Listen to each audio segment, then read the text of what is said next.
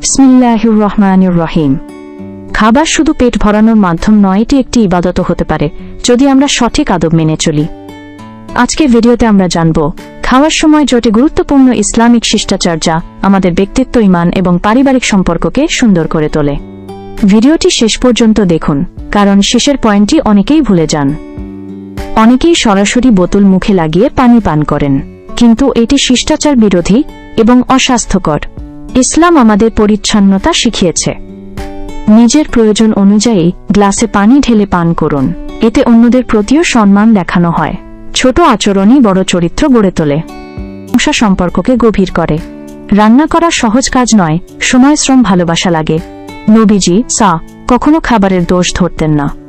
ভালো লাগলে প্রশংসা করতেন, না লাগলে নীরবে খেতেন। আপনার একটি মাসা আল্লাহ ঘরের পরিবেশ বদলে দিতে পারে। কঠোর সমালোচনা নয়, কৃতজ্ঞতা শিখুন। খাওয়ার শেষে একটি প্রশংসা সম্পর্ককে গভীর করে। রান্না করা সহজ কাজ নয়, সময়, শ্রম, ভালোবাসা লাগে। নবীজি কখনো খাবারের দোষ ধরতেন না। ভালো লাগলে প্রশংসা করতেন, না লাগলে নীরবে খেতেন। আপনার একটি মাসা আল্লাহ ঘরের পরিবেশ বদলে দিতে পারে। কঠোর সমালোচনা নয়, কৃতজ্ঞতা শিখুন। খাওয়ার সময় গীবত, তর্ক, উচ্চস্বরে হাসাহাসি এসব বরকত কমিয়ে দেয়। মনোযোগ দিয়ে খাওয়া সুন্নাহ। খাবার গ্রহণের সময় কৃতজ্ঞ থাকুন। শান্ত পরিবেশ খাবারের স্বাদ বাড়ায়। কারো খাওয়ার দিকে তাকিয়ে থাকা তাকে অস্বস্তিতে ফেলে, এটি ভদ্রতার পরিপন্থী। নিজের প্লেটে মনোযোগ দিন।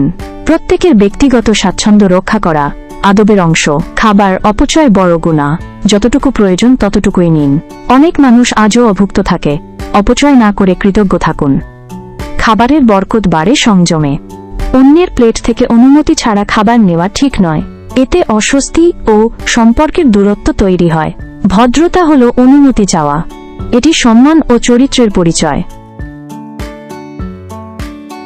রাগ, বিরক্তি বা তাড়াহুড়া নিয়ে খাবেন না।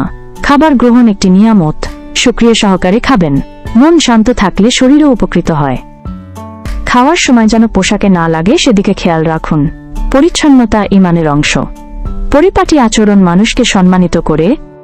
খাওয়ার আদব শুধু সামাজিক নিয়ম নয়, এটি ইসলামিক চরিত্র গঠনের অংশ। এই জটিল শিষ্টাচার যদি আমরা মেনে চলি, তবে আমাদের পরিবার ও সমাজ সুন্দর হবে। ছোট ছোট আমল বড় পরিবর্তন আনে। আজ থেকেই শুরু করুন।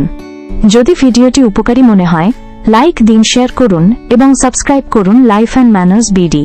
কমেন্টে লিখুন আপনি কোন আদবটি সবচেয়ে বেশি মানার চেষ্টা করবেন।